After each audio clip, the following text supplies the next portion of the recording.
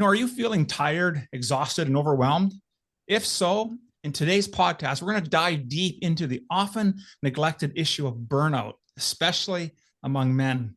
Burnout is truly a pervasive challenge that can affect anyone, but regardless of our gender, it can manifest so much differently for us guys. And today, we're joined by a renowned expert who will help us understand the unique factors contributing to burnout in men and explore the effective strategies for prevention and, most importantly, recovery.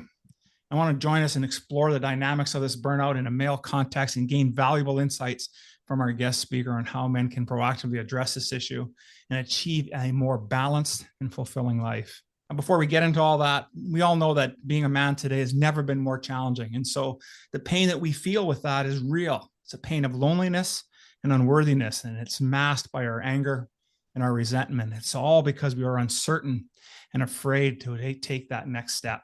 So if you're tired and fed up of where your life is at, then I'm going to encourage you to start your hero's quest. It's where you're going to become more and accomplish more and live more than you ever have. Just go to members.net, start your quest today. With that, let's get on with today's episode. The average man today is sleepwalking through life, many never reaching their true potential, let alone ever crossing the finish line to living a purposeful life. Yet, the hunger still exists, albeit buried amidst his cluttered mind, misguided beliefs, and values that no longer serve him. It's time to align yourself for greatness. It's time to become a revolutionary man. Stay strong, my brother. Welcome, everyone, to the Revolutionary Man podcast. I'm the founder of the Awakened Man movement and your host, Alan DeMonso. Before we get started, let me ask you a couple questions. Do you find yourself feeling with feelings of overwhelm more than normal? And are you ready to throw in the towel?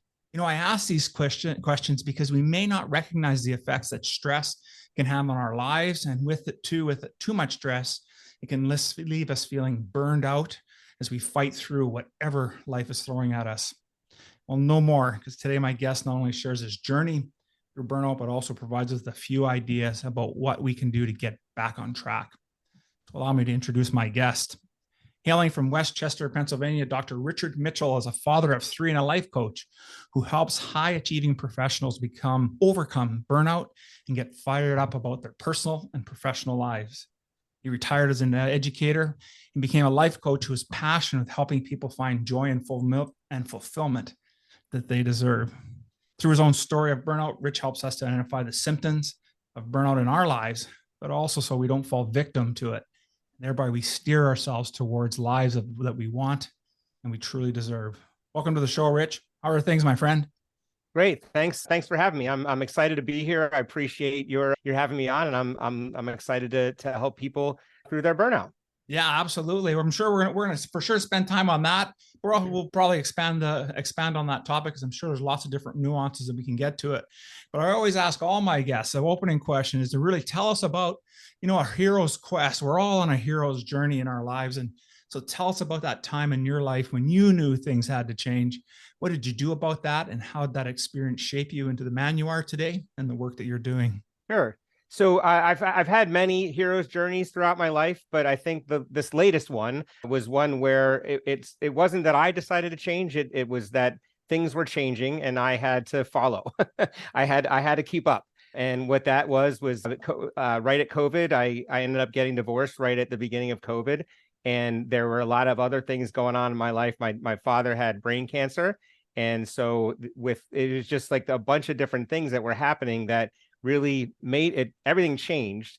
And that whole first year, I really was just trying to keep up, and I figured out that my kids were keeping on, everything kept moving. And I had to kind of lean back and pick up the pieces and try to catch back up with them. So the biggest thing I learned at that point was that things didn't stop. I had to recover as well as I could to then, catch up with everything that had kept going. And since then, it's just kind of continued a really big roller coaster for me. And each time I pick up and start over and keep on moving. So that's really what led me to the burnout coaching. Yeah, absolutely. And those are two massive massive things that we deal with in life, right? And we have those challenges where our relationships may not work out to that lifelong thing that we might imagine in our lives. And then when we are faced and confronted with that, it really tests about who we are as identity and how we identify ourselves as men. And so tell me a little bit more about that. How that struggle was for you? Did you find that really shaped you in terms of how you identified, and do you see yourself differently, or how did that whole scenario play out for you? Well, I mean, as divorces go, it's been decent. I've heard horror stories, and my father was a domestic relations attorney for 50 years. So I could tell from him that, things can go pretty haywire. And so I grew through this whole journey. I've grown as a father most. I've grown as a person, but as a father, because suddenly I went from being on a team of two, and I had my roles, and my ex-wife had, their mom had her roles, and we did them, but we just weren't doing them compatibly, right? And so once I left the house, then all of a sudden it was like, oh, now it's all on me when the kids are with me, and it's not on me. It felt like not on me at all when they weren't with me. So it really helped me grow as a dad, because I had to negotiate all the different elements of their lives. And one of the best part about me leaving, and I had a small 2-bedroom apartment. It was really like 1.5 bedroom apartment. And, at that apartment, the kids would get up, and, by 6:30, and I had to leave by 8 because someone was going to break an arm. There was just not enough room in the apartment.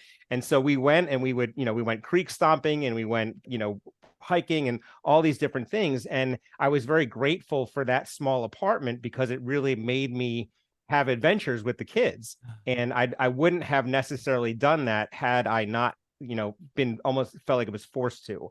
So that's just one example of how I became a better dad. The flip side of that, though, was that the concentration on my family, which was absolutely what needed to happen, what then became very difficult to be at work. And ultimately, that's why I ended up leaving, because I wasn't any longer interested in the work, because I was concerned about my family. Yeah, absolutely. I was just listening to you describe your scenario, the place that you're in, and I think back to 27 years ago when my divorce happened. I had married my high school sweetheart at the time, and I really truly felt that this was the one and only. And when that didn't, and the reality was that things needed to change in my life, I totally empathize and can understand what the struggle you were going through, because the work that I was doing back then, while I was excited about it and I was very successful, it just wasn't as fulfilling anymore. Mm-hmm. Needed to find something different and channel that energy. And so let me ask you, what's alive and real for you today now that you've started to go through this piece? What's really alive for you? So everything about my current career, I've really gelled everything into like exactly what I want it to be. I was sort of invited out of my profession, out of my career. And that was like the best thing that could have happened, because I was no longer interested in it. I was at a point where, it was like, well, I can do this for another 15 years and not see my kids. The conundrum was that through all the divorce process and everything like that, I was not able to see my kids because of the job. And because of the job is why I got divorced. So there was like this whole thing, and I never really resented my job, but ultimately I could certainly see that in myself, that would have been. All that is to say that, having left the profession and moved into coaching full time, that's been exactly what I needed, exactly what I want to do, because I'm able to help people through exactly what I went through, and try to help them so they don't go through what I went through, but at the same time, be the best person I can for my kids. I mean, I just raced home from baseball practice, and I got home and jumped in the shower, and, and I, like an hour ago, I was sweating it out on the field and pitching to 6-year-olds. And now I'm here, and, and that's exactly what I want. I want to be able to do both things. And it's very, very helpful and exciting for me. So at this point in my life, this is exactly what I want to be doing. Outstanding. Absolutely outstanding. And it's just a shift in perspective, right? Of truly what the important things are. And it happens, and it happens for all of us. And when we get that, that knock on the door that says, hey, we got to change in how we do things and show up. It really can be empowering for us when we think about it in the right way. And you're obviously doing that. Now, you talk a lot about you have a program, and we're going to get into that a little bit later about this burnout program. But before we get into that, I really want to talk about, obviously you must have recognized some common signs that we're faced. And I know we focus a lot on men, and it may not just be men specific, but tell us a little bit about your experience of what you're finding is the common signs of burnout and how they can really go unnoticed and maybe even misunderstood by us. Absolutely. Absolutely. So the reason I even started this was because upon reflecting, I had no idea that this was what was happening. And, at the end of it, it was kind of like, I was always exhausted. I was always, trying to do too many things at the same time. And I wasn't being recognized, or I didn't feel valuable to my organization anymore, like all those different things. But when I really looked back on it, I became so disengaged. I was uninterested in continuing. And one of the big milestones or the big moments in my career, or that, toward the end, was that my supervisor said, you have a goals worksheet, you have goals that you have to write, and we need you to put something about getting a promotion. And I said, well, I'm not interested in a promotion. I don't want a promotion. And as soon as it came out of my mouth, I was like, man, I can't believe I just said that. That's not career only, limiting, right? To my supervisor, right? But it was also like I really didn't, like I wasn't interested in it. And I remember I was on a mediation hearing with my my kid's mom, and we were talking, and the lady was like, you guys are like the best couple. I haven't ever mediated any between couples, and but one of the things my ex said, she was like, so you don't want to be you don't want a promotion. And I was like, no, I don't care anymore. Like I'm worried about the kids. I want to have the kids. And because I had to be at work so long, I couldn't have the kids during the week. So all that is to say that I wasn't able to, it wasn't like I only recognize this stuff now as a point of reflection. I was distracted. I would waste, I feel like looking back on it, I wasted so much time. I was texting friends. I was calling people. I was getting coached during school, during my work hours. I was doing, I was not therapy, but coaching, and all those different things. Really, like when I look back on it, it's like, man, I was doing the job. Like I wasn't not doing the job. I just wasn't doing it with the heart and the presence that I had done almost my whole career. Yeah, absolutely. And I think you had some key pieces there, that disengaged and then distracted. And I think back of how that can happen for us, and how we could not, and that's that piece about being really maybe misunderstanding what's going on in our lives. And it can link back to being burned out and the things that are happening in our lives. And, especially when you have family traumas, family challenges that are happening, the stresses from work as well built into that. And, you name it, add to it, and how we can allow ourselves to just take up these devices, our phones with the great little apps to keep us distracted and scroll, death scrolling through Facebook and whatever your favorite app is, and really not recognizing that potentially we could be getting burned out from what's happening in our lives. So thank you very much for sharing those things for us. Sure. And so what about then? Are there something different going on then with burnout for men then, both in the workplace and in their personal lives? Like, is there something that's more common than what you've mentioned today? Or would you say those are the big ones? I mean, there's a million different ways to describe it. I think that's part of the difficulty of it, because on the surface, it all sounds like, well, you're just tired, take a couple days off. The idea of a mental health day, and mental health days are days that people sort of sarcastically say, I'm taking a mental health day because they just need to like clear their head, but really they just want to go and like veg on the couch, which is great. But we're not actually looking at what that actually means. Mm-hmm. So if people are saying a mental health day, like we need to look at that. We shouldn't be using that as a sarcastic, joking in a joking sense. And so yeah, I get what I'm trying to say is that it manifests itself in so many people. I don't have a health scare. I know people that have had heart attacks or they nearly had a heart attack. But then looking back, I ended up in the hospital in like last July, or I think last July, I ended up going to the emergency room because I was like, something's off, and I'm not going to be the guy that, didn't go and, and then suddenly it did have a heart attack. So there's a lot of different things. People have stress allergies to stress, and they can't breathe, and there's so many different ways that it manifests itself. But I think that's where we have to help people listen to what's happening in their own lives, and help. And the more I can help people see, okay, this is not just exhaustion. This is not just like disengagement. It might be resentment. It might be, disinterest. It might be like, you're already moved on. You're quiet quitting is a term that we hear a lot now, where people are just kind of checking out and still taking a paycheck. And that's kind of where I was. I hate to say it, but if I'm being honest, like, if I'm going to help people, I have to be completely honest. And that's what was happening.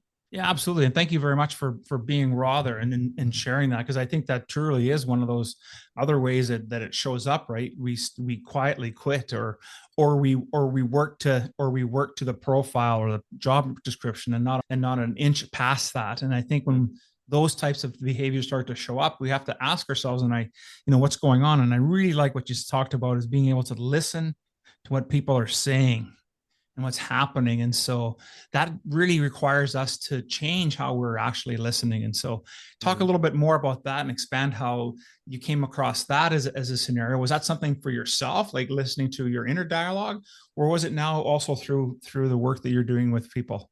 No, it was certainly, for me, it was certainly listening to if I had had the vocabulary and the terminology, I might have understood that this was larger than just being tired, or just being like, there is when I look back on it, it's completely justified for me to be like completely distracted because of everything that was going on with my divorce and, my dad. And then there was a flood that happened, and that was a whole situation. So there's plenty of things that would tell you that, like, well, yeah, how could he not be distracted? But when it comes back to it, in order to listen to yourself, you have to know what the things are, because I think people would have said, like, just take some time off.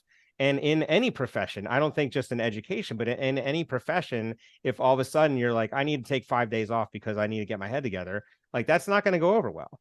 It's just simply not. That's not the culture that we live in. As much as we're trying to get to that, it's just not.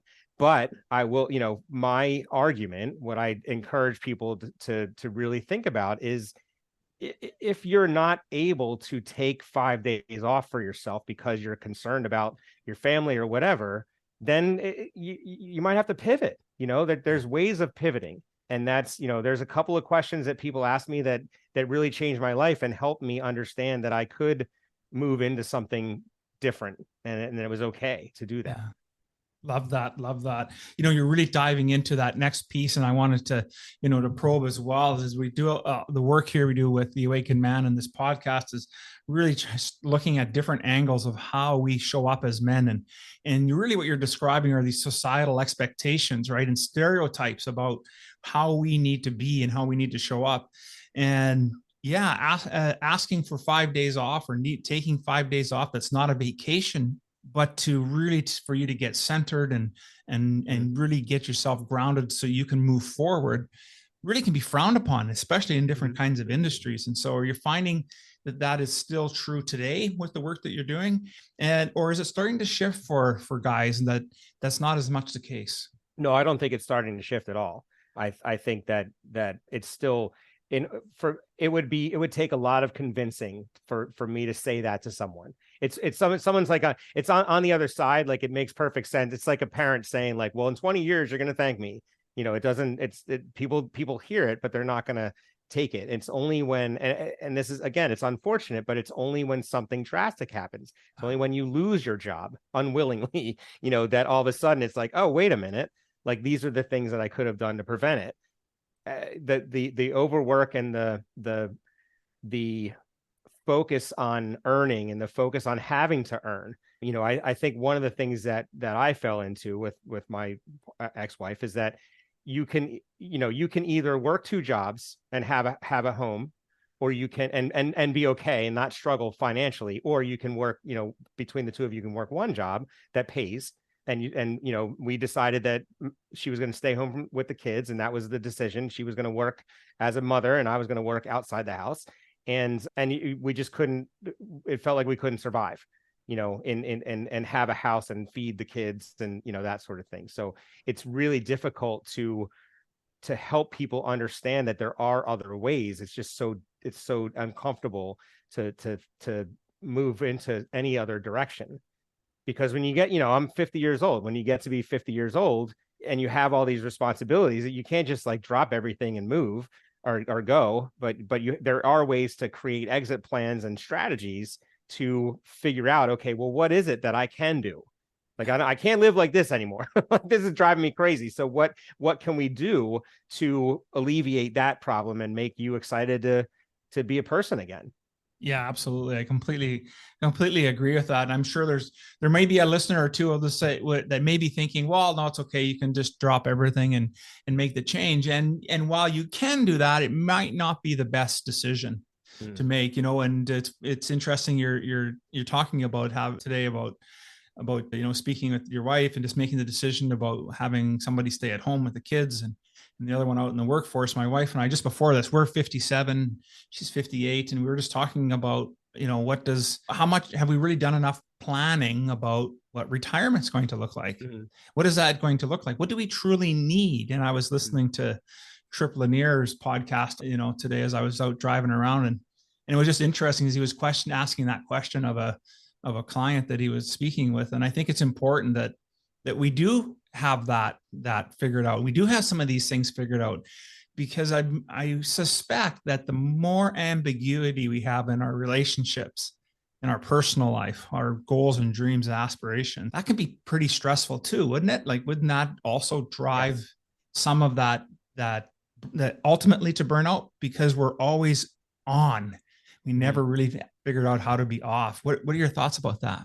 Yeah, I mean, I think one of the things that I work with my clients is that if they're thinking that it's the job that they're burnout from, my first goal is to help them fall in love with their job again, or at least try to. Because what I don't want to have happen is that they hate their job, so they quit, and then they get out and they're like, well, wait a minute, that wasn't the problem. It was everything else, and now I don't have a job and I don't like things. So that's one of the things that I really work with. But it's really important to create an exit plan. So while I'm helping them fall in love with a job, I also am helping them create an exit plan and just seeing, like, what are the possibilities. You might not, you might not change careers and go from one completely different industry to another, but you can pivot within the career. You can pivot and find something new that you can kind of sink your teeth into and be like, oh, this is what excites me. I get, this is where I came from. This is why I started doing this work in the first place. I completely lost that. And, again, it like, from right now, I can't, when I look back at the start of my career until, 2 years ago, the fact that I'm even saying that is absurd to me. But that's, that's what happened. So what I want to do is make sure people, the best way I can put it is, I don't want people to have a burnout story. Yeah. Like, if I can prevent you from having a burnout story, then that's what I've done my job. You get to it and you're like, wait a minute, I think I might be burned out, or I am burned out, but like, this is how I remedy that. And this is how I recover from that, so that it's not disastrous. Because once you lose a job, then it's a whole other possibility of burnout, because now you're scrambling to just make ends meet again. And it might be something that you love to do, but it's still a scramble, and you still have that pressure on you.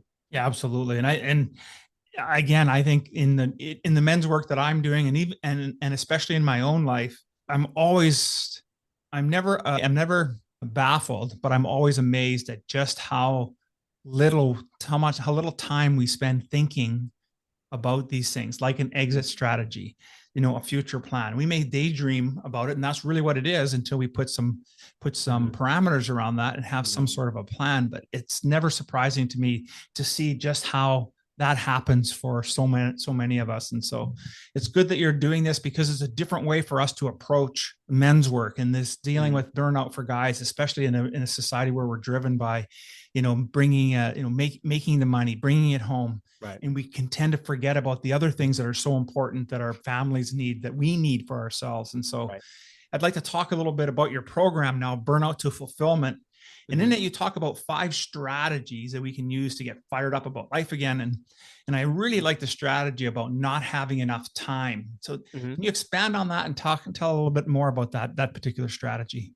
Sure. So the strategies that I go through are, I went back and forth on this because I was putting them together. And as I was writing them, I have a tendency to write things out of I write until they're no longer valid. It's like, this sounds great. And then I wrote about it and it was like, well, this sounds ridiculous. Like, who wouldn't do that?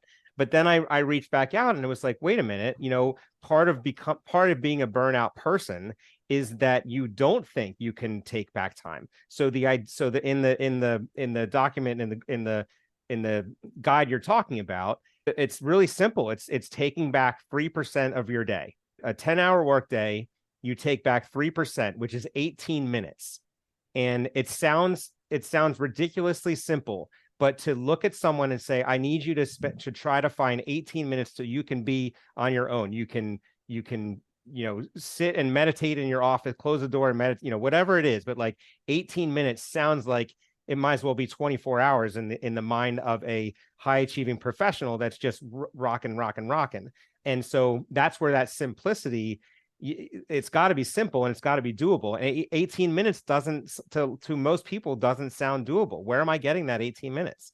And so I try to put it into percentages because people can see that of a 10-hour day, 18 minutes shouldn't be something that you can't do, and it doesn't have to be a deletion. Like, don't not stop at don't not talk to a friend because you have to save your 18 minutes. Like, maybe it's just being more efficient. Maybe it's getting someone off the phone, like instead of doing the small talk or trying to let them talk and not hurt their feelings, just be like, listen, man, I got a meeting. Thanks so much. It was great to talk to you. We'll catch up again. I'll catch up with you in a week. And there you go. There's 15 minutes that you have that you didn't have because you stopped the conversation, not polite or not impolitely, but just, as a way to protect your time and that other person's time. Yeah, absolutely. I really love that strategy, and thank you for expanding on it, because I think, and you said a key word there, the simplicity of it. Because when you think about that, when I first looking at your program, and 3% of my time, and at a 10-hour day, 18 minutes, I was already finding myself being challenged. Where am I going to find 18 minutes? And then I'm going, well, I can set my alarm clock a half an hour early. Give me a 10-minute snooze to get up, to find that extra time. I could do that at the end of the day. There's lots of different ways that we can find it. And I think that type of strategy, and really what you're talking about is finding that personal time, that me time, that get recentered and refocused on the things that are important to us. And I really commend you on that, building that program, because I think it's important for us to really learn these strategies. It doesn't have to be too complicated. Right. And the simpler it is, the easier it is that we're going to actually adopt it and really embody the practice. Right. And making it fun. That part of being a teacher is like, you got to sell to the kids that they want to, they want to read this book that you don't even want to read, and trying to help them. So you're a salesman, and, that was not like one of the other pillars is to spend money, like you make over $100,000 a year, spend 2% of it a month, which is like it's $118, $121. I don't know what it was, but it was a very nominal amount. But like, just spend it in a month. Like, do it in a chunk. Say, I'm gonna buy a leather jacket, or I'm gonna buy myself a backpack or whatever. Don't save it. Just like blow $120, and have fun with it, because we have this money and we do all this work to get to earn all this money for everything, and then we don't actually, we don't enjoy it. And that's a big one as well. Yeah, absolutely. Especially, I'm just thinking back, I know a few people that are like that, and they're fantastic, great money managers. But when I look at their lives and the challenge that face them, they're really boring lives, and the relationship isn't that great either. Right. Because there isn't any time for fun. There isn't any time for a little frivolous. Like, what's $120 going to really do into your overall big picture? If you're really taking care of yourself. Let me ask you, what's the most powerful question you've ever been asked? So the most powerful question was, I mean, I always try to make sure I word it correctly. What is the best case scenario? That was the key. That was what alerted me. Well, okay, what's the best? No one's ever asked me best case scenario. What's the best case scenario if you continue to do what you are doing in 3 years? Versus what's the best case scenario if you leave and do something and follow the passion and the dream that you have? And when I got that question and I took some time, and it was like jarring because of that best case scenario. And it was like, okay, good question, because it's a 3% raise every year for the next 15 years. And I'm plugging along and trying to get through, or I do what I know I can do, and I know how to help people. And that was it. Like that question is really what changed the direction of my life and allowed me to look in different directions. Because if you ask that question in a worst case scenario, it's like, you lose your job and you lose your job on one side, and then the business fails on the other one. Like your effort fails on one side and you lose your job on the other. So they're both worst case scenarios. And so that was that best case scenario question was, because in 3 years I would ultimately be in the same position I am now, except for 3 years more miserable. So Yeah. It's not good for anybody. Yeah, no. And then what a great way to frame that question, because you're absolutely right. Normally that question would come out with the worst case, and that's not really a motivating answer, no matter how you frame that. Mm-hmm. But the best case scenario really brings possibility into our lives, right? It gives an opportunity to think about the things that could be, as opposed to all the things that could not happen. And boy, I just love that. I just love that what's answer. Possible. That's outstanding. Absolutely. What's possible. So obviously, you've written a couple of books, I believe, and you're big in helping people. Tell me, what current book is on your nightstand? So I haven't written a book. I wrote my dissertation, so that's what I count as my book. Fair enough. But right now I'm working. I'm reading a book about burnout called The Epidemic of Burnout. But I also just received a friend of mine who I met through Facebook. He's a motivational speaker. He was in prison for almost 20 years. And he wrote this book called Hey White Boy. And like what happened was, he was in solitary confinement, and a Muslim inmate heard him being angry and said, "Hey, white boy, like, what's the problem?" And so this person changed his life and helped him, overcome the anger.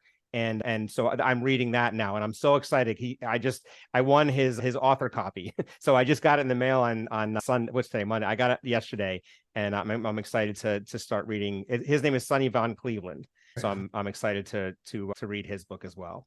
Outstanding book. That sounds like a phenomenal read. I'm going to make sure I pick that one up as well. What's been the best piece of advice you've ever been given, and how has that advice served you? Geez. I think it goes back to those questions. One of the things that I guess I've kind of synthesized it into my own advice, which is, a career is not a life sentence. And that came from me talking, in education, we have special education.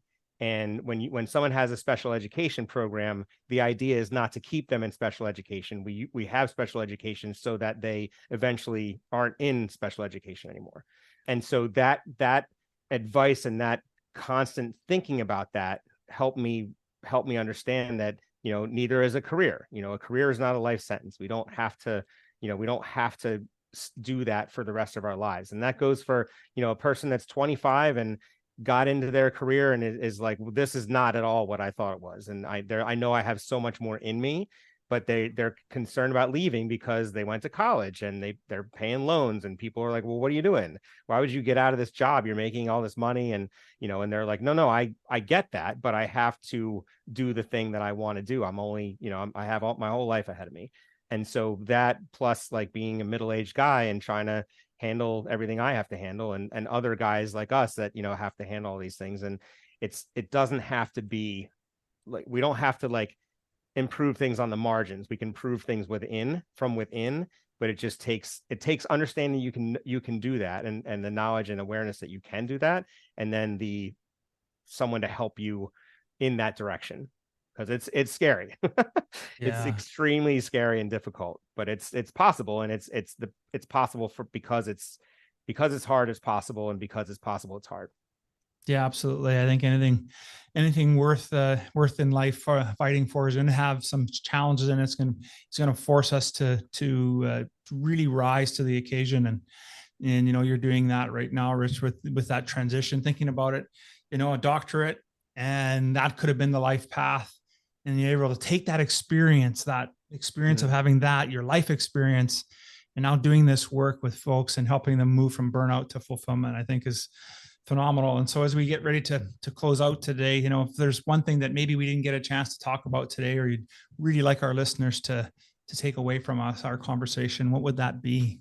Well, so I think the main point is being able to pivot and teaching. One of the things that I talk a lot about, or I try to remember, is that I'm part of why I did this, part of why I'm it's not a 180, but it feels like a 180 in terms of like my profession, is that I want to show my kids it's possible. I don't ever want them to feel trapped or beholden, or golden handcuffs, that whole phenomenon of golden handcuffs.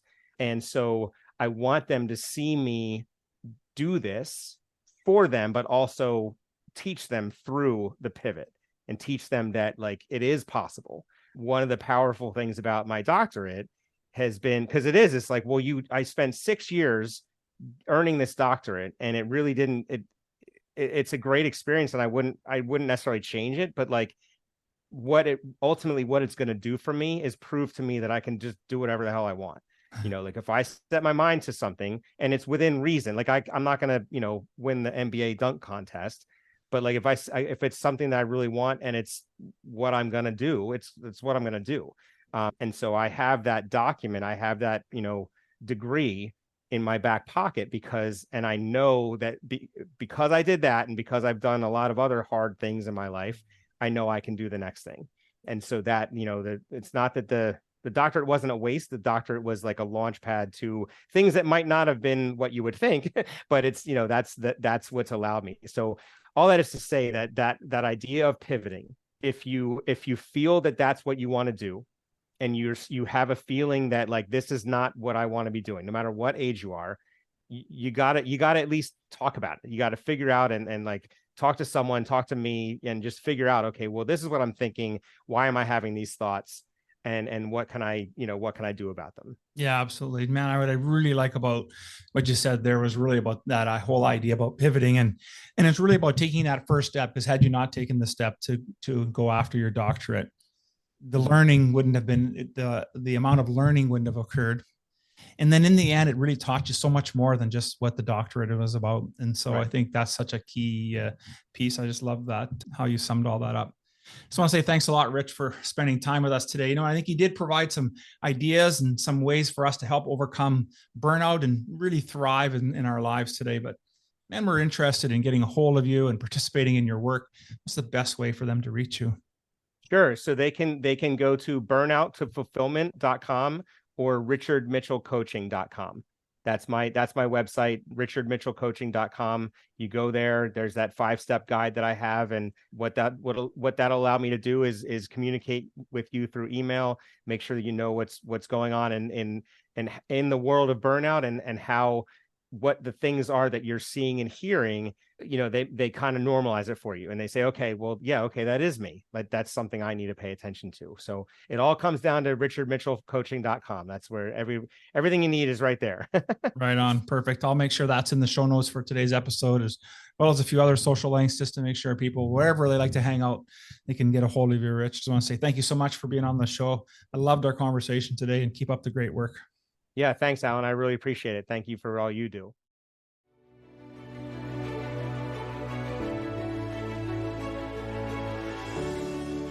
Thank you for listening to the Revolutionary Man podcast. Are you ready to own your destiny? To become more the man you are destined to be? Join the brotherhood that is The Awakened Man at theawakenedman.net and start forging a new destiny today.